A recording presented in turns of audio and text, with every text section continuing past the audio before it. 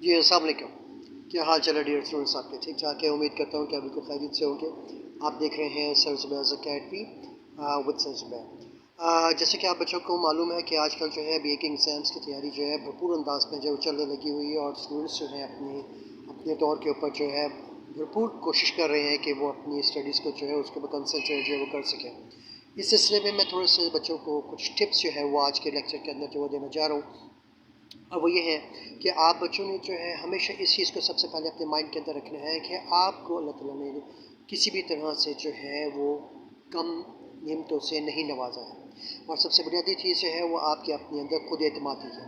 आपके अंदर जितना खुद एतमादी आपके अंदर जितनी ज़्यादा होगी, आप उतना ही बेहतर और अच्छे तरीके से जो है वो पेपर्स को अटैम्प्ट जो है वो कर सकते हैं। और दूसरी चीज़ ये है कि आपने अपने टॉपिक्स को जो है अच्छे तरीके से ज़हन नशीन करना है। देखिए, हमारे यहाँ आजकल ये बहुत ज़्यादा कॉमन जो है वो एक प्रैक्टिस चलने लगी हुई है कि हमारे यहाँ बच्चे जो हैं वो without focusing on their topics रट्टा वगैरह जो है वो लगाने की कोशिश करते हैं। इससे न प्रॉब्लम ये होती है, एक तो उनका टाइम भी वेस्ट होता है, और दूसरी और अहम तरीन चीज़ वो ये है कि उनके टॉपिक के ऊपर जो है प्रॉपर ग्रिप जो है वो भी नहीं आ पाती है। और प्रॉपर ग्रिप ना आने की वजह से अल्टीमेट बात है कि वो अपना टेम्परामेंट जो है एग्ज़ाम में टेंशन की वजह से जो है वो लूज़ कर जाते हैं, और यही उनके मार्क्स में डिडक्शन का जो है बाइस बनने में एक अहम और मेजर रोल जो है ये चीज़ आपके लिए वो बनती है। तो इस हिस्से में आपको थोड़ी सी कुछ टिप्स जो है वो आपको मैं बता रहा हूँ। आपने उन टिप्स को जो है फॉलो करना है। इंशाअल्लाह ताला कभी भी आपको जो है पेपर्स को अटेम्प्ट करने में कोई प्रॉब्लम जो है वो नहीं आएगी। सबसे पहले मेन चीज़ तो ये है कि जिस टाइम आप अपने कमरा इम्तिहान में जो है पेपर देने के लिए जाएं या घर में तैयारी करने लगें, तो अपने क्वेश्चंस को भरपूर तवज्जो के साथ जो है वो तैयार करें। और उसके अंदर जो है आपने अपने माइंड में ये चीज़ रखनी है कि आपको ये टॉपिक आता है, और आप इस टॉपिक को जो है बहुत अच्छे तरीके से लिखने की भरपूर सलाहियत जो है वो रखते हैं।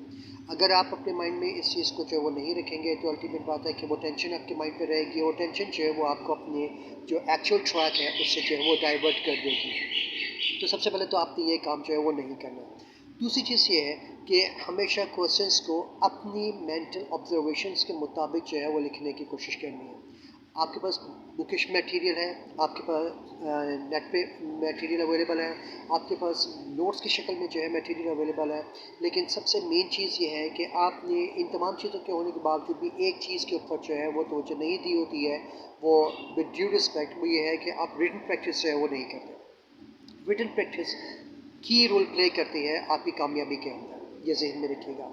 और तीसरी अहम तरीन चीज़ भी ये है कि आपने हमेशा जब भी आप पेपर्स को अटैम्प्ट करें, तो आपने पेपर्स को अटैम्प्ट करते वक्त जो है सबसे आसान क्वेश्चन को जो है वो सबसे पहले चूज़ करना है।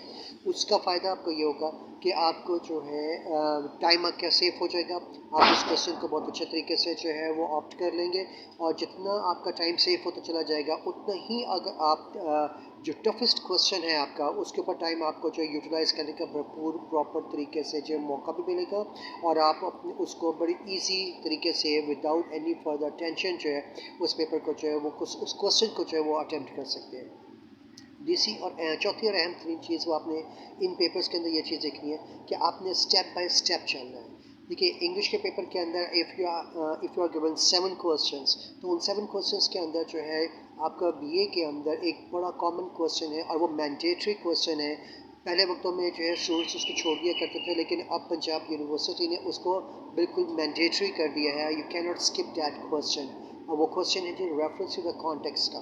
रेफरेंस टू कॉन्टेक्स्ट का क्वेश्चन नंबर 1 है आपके पेपर के अंदर, और इसमें से 3 जो रेफरेंसेस होंगे वो आपकी पोइट्री के अंदर से आएंगे, जबकि 2 रेफरेंसेस जो होंगे वो आपके प्लेस के अंदर से आएंगे। ठीक है, ये क्वेश्चन आमतौर पे जो है टाइम टेकिंग होता है। बच्चों को जो है आइडियाज़ नहीं होते हैं, वो रेफरेंस को अटेम्प्ट करते वक्त जो है उसको जिसको कहते हैं कि समराइज जो है वो करना शुरू कर देते हैं। तो बेटा, इस तरीके से ये काम नहीं करना आपने। सबसे पहले आपके पास 3 स्टेप्स हैं: रेफरेंस, कॉन्टेक्स्ट और उसके बाद एक्सप्लेनेशन। ठीक है, ये 3 स्टेप्स हैं। ये आपने क्वेश्चन कोशिश करें कि सबसे एंड में जो है आप उस क्वेश्चन को अटेम्प्ट करें, क्योंकि जो क्वेश्चंस होते हैं उनके अंदर आप समरी जो है वो अटेम्प्ट कर सकते हैं उसके, लेकिन इसमें भी पूरी समरी नहीं लिखनी। आपने ये चीज़ देखनी कि क्वेश्चन जो है वो उस समरी के किस पार्ट से जो है वो आया है।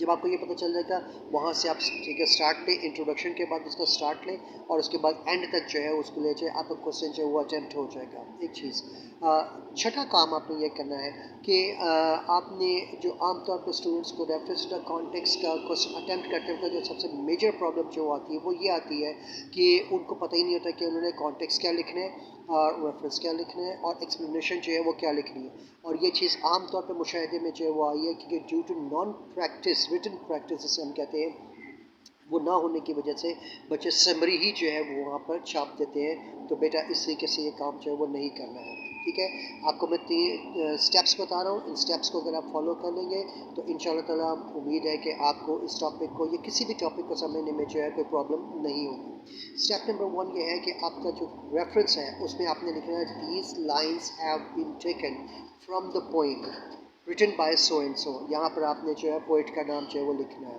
ठीक है, दूसरी चीज़ आती है कॉन्टेक्स्ट के अंदर। कॉन्टेक्स्ट होते हुए किसी भी पोइट्री का जो वो जनरल इंट्रोडक्शन होता है और ये चीज़ें आपके पास बुक के अंदर नोट्स के अंदर भी जो है वो अवेलेबल है। तो आप जो है इसके के समरी ही उसकी लिखनी शुरू कर दें।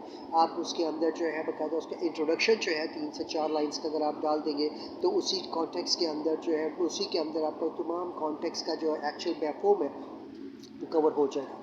Then we come to the lines, given lines. अब ये चीज़ आपने देखनी है कि पोइम्स में से वो लाइन्स कहाँ से दी गई हैं। ठीक है, सबसे आसान तरीन तरीका इसका वो ये है कि अगर लाइन्स जो हैं वो एंड में से आ रही हैं, बस एग्जाम्पल तो सपोज करके आपको बता रहा हूँ कि लाइन्स आ रही हैं एंड में से आ रही हैं, तो आपने जो एंडिंग समरी के जो एंडिंग 5-7 लाइन्स हैं वो आपने उसके अंदर जो है 3-4 लाइन्स के अंदर या 5 लाइन्स के अंदर उसको एक्सप्लेनेशन के अंदर जो है वो लिख देना है। ठीक है, इस तरीके से आपको जो है किसी भी तरह से टॉपिक को फुली जो है वो समराइज़ करने की ज़रूरत नहीं पड़ेगी और इसके साथ साथ आपको जो है काफ़ी हद तक जो है आप अपने आप को मेंटल रिलैक्स जो है वो भी फील करेंगे और जहन पे किसी किस्म की टेंशन भी नहीं होगी। ऑलवेज रिमेंबर कि a free mind keeps makes a person happy for ever. आपके जहन से कोई जब कोई टेंशन नहीं होगी, आपके जहन के ऊपर किसी किस्म का दबाव नहीं होगा, आप ना सिर्फ पेपर को बड़े अच्छे अटैम्प्ट से तरीके से अटैम्प्ट कर सकेंगे बल्कि इसके अंदर मार्क्स जो हैं वो भी आपके अच्छे आने के जो है भरपूर आपके लेके जाएंगे, उसके चांसेस होते हैं। बस इसके अंदर एक चीज़ का ख्याल रखिएगा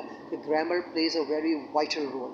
अगर आप ग्रामर के ऊपर फोकस नहीं करेंगे तो आपकी सारी की हुई जो मेहनत है उसके ऊपर जो है बेटा वो ज़ाया होने का जो है वो एहतमाल है और ख़दशा है। ठीक है, उम्मीद है कि आपको ये मेरी बातें जो है समझ में आ गई होंगी। नई वीडियोस के लिए मेरे चैनल को जो है ज़रूर सब्सक्राइब कीजिएगा ताकि आपको जो आने वाले वक्त के अंदर एग्ज़ाम से मुतालिक जो है वो तमाम इंफॉर्मेशन मालूमात की इंफॉर्मेशन जो है वो मिल सके और किसी किस्म की प्रॉब्लम जो है वो ना हो। इसके साथ ही सब्सक्राइब को इजाज़त दीजिए। अल्लाह हाफ़िज़।